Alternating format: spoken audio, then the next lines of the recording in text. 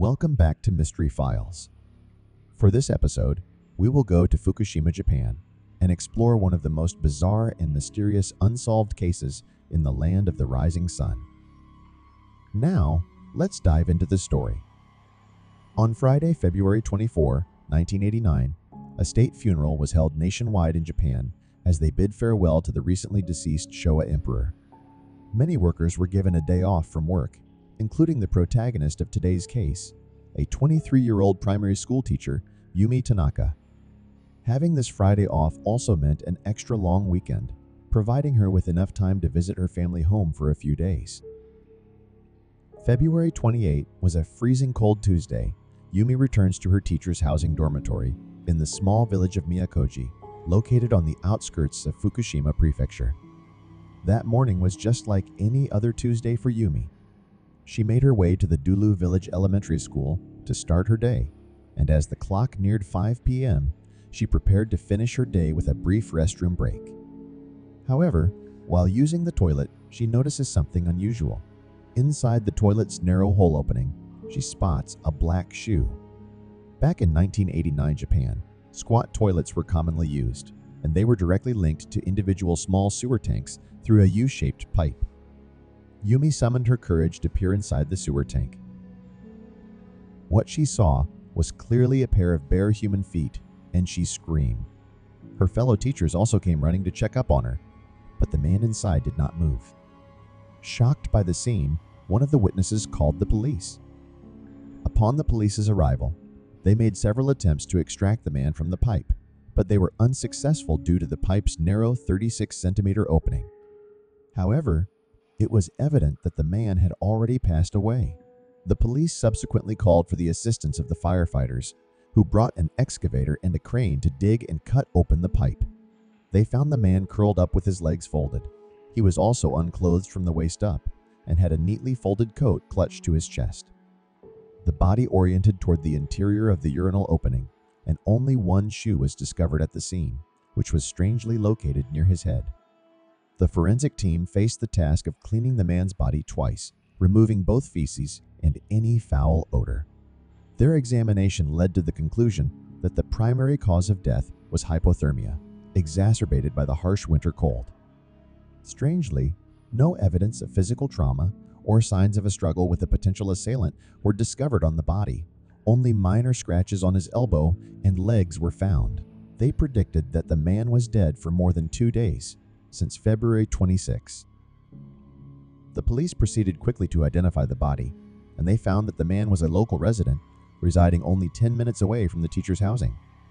He was none other than Naoyuki Sugano, a 26-year-old male who worked for a company responsible for overseeing the safety of the Fukushima nuclear power plant.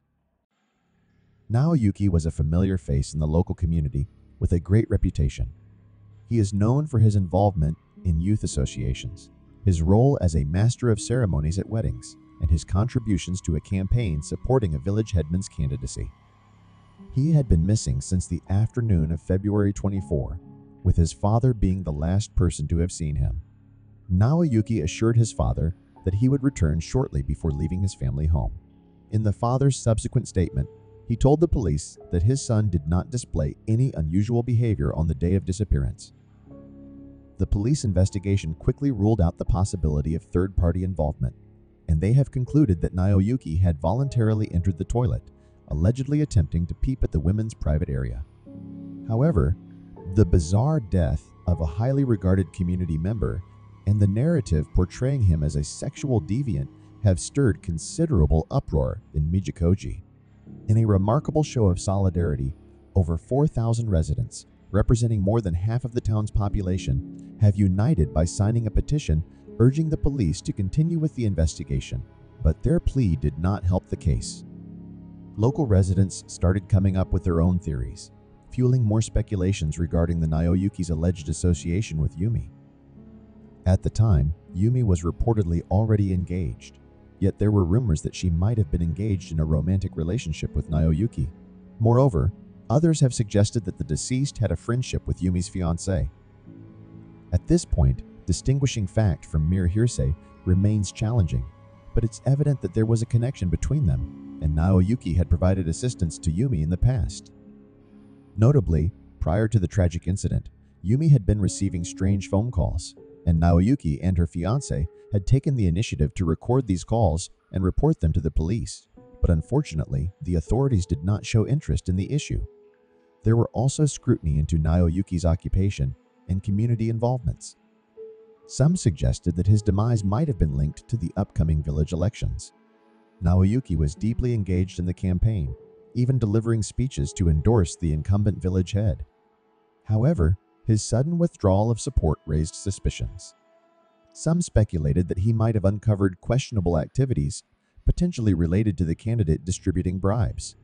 To make matters worse, things were also not so great at Naoyuki's workplace. His supervisor, the operations manager, had tragically taken his own life by leaping in front of a train at Tokyo's Ueno station. This event occurred just a month prior, in January, when an accident at the Fukushima power plant led to the temporary shutdown of one of the reactors. The incident likely placed a significant amount of stress on the workers responsible for its maintenance. Theories regarding Naoyuki's death remain widely debated among communities.